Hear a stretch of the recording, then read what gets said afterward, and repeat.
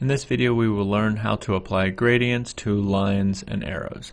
So go up here to the pen tool. If you don't see the pen tool, go up to Window, go down to Toolbars and click on Advanced. Also go up here to the Control toolbar, make sure that's checked because we'll be using that a lot. And then click on this gradient and a window will pop up. Slide that window over here. See, I have it right here. That gives you more options for applying gradients. Okay. So I'm going to go up here to the pen tool, click and hold with your left mouse button, hold the shift key, release the left mouse button, then release the shift key, go up here, click the left mouse button, then hold the shift key to make sure it stays vertical, and then release the left mouse button, and then release the shift key. Okay? Press the escape button to tell Illustrator that you don't want to draw any more points for this particular line. Go up here to the selection tool and click anywhere on the screen with your left mouse button. Click again on this object, and then your control toolbar will have the path options up there on top. You probably see something that looks like this. That's 1 point width. Let's go up to 4 points width. Go over here to stroke and then click the arrow that you want. I'm going to click this one and I'm going to make this 60%. Okay, now I want this arrowhead to look a little more straight. Okay, just so I have a little more flat.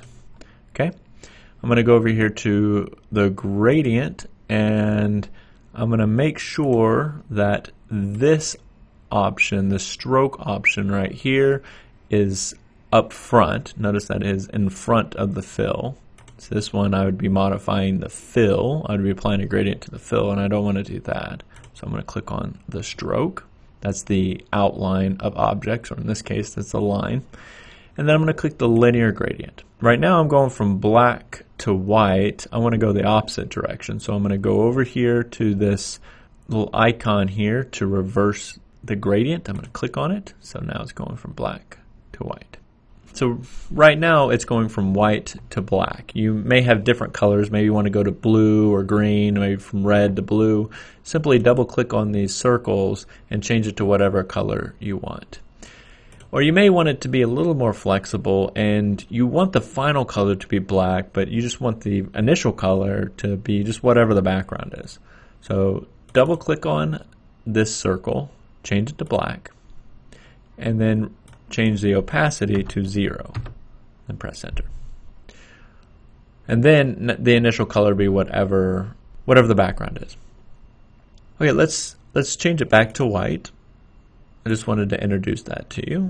Change it to 100 since our background is white. So now your arrow may be more complex than this, and it presents problems with applying a gradient. Let me give you an example. So I clicked on the pen tool. I'm going to click on this anchor with the left mouse button, and I'm holding the left mouse button. I'm releasing. I'm going to come back here. Holding left mouse button, releasing. By now you should start to be pretty good at drawing using the pen tool, since we've used it quite a bit in this video. Okay, so now we have a problem. It's going from white to black and then back to gray. To fix this, it's going to take a few more steps. So let's go back to black right here. So now everything is black. I'm going to go up to Object, Expand Appearance, then I'm going to click Object again, and Expand. Again, make sure that the object is selected when you're doing that. Make sure Fill and Stroke are selected, click OK. I'm going to go to this Shape Builder tool, click on that, and you should see it shades one of the sections. Click on this one and drag it and then release. So now it is an object, it's no longer a line. Now keep in mind, once you do this, you can't really modify the line anymore, not very easily. And then now that it's an object, it's a shape, I'm going to go over here to this freeform gradient, and I'm going to click on that. So now I'm going to double click on this one, click black, and I'm going to click on, and then I'm going to remove this one. To remove a dot, just move it off of the shape. I'm going to double click on this one, change it to white. Double click on this one. Let's change this to gray. Something in between. Okay. And see, now it goes from white to gray to black. And you can slide this thing down the arrow to change where the center point of that gradient is. So you can have just the tip black, just the tip of the arrow black, or have it more gradual change. Okay, one more thing. Let's say you want to modify the gradient of this line after you've already applied it.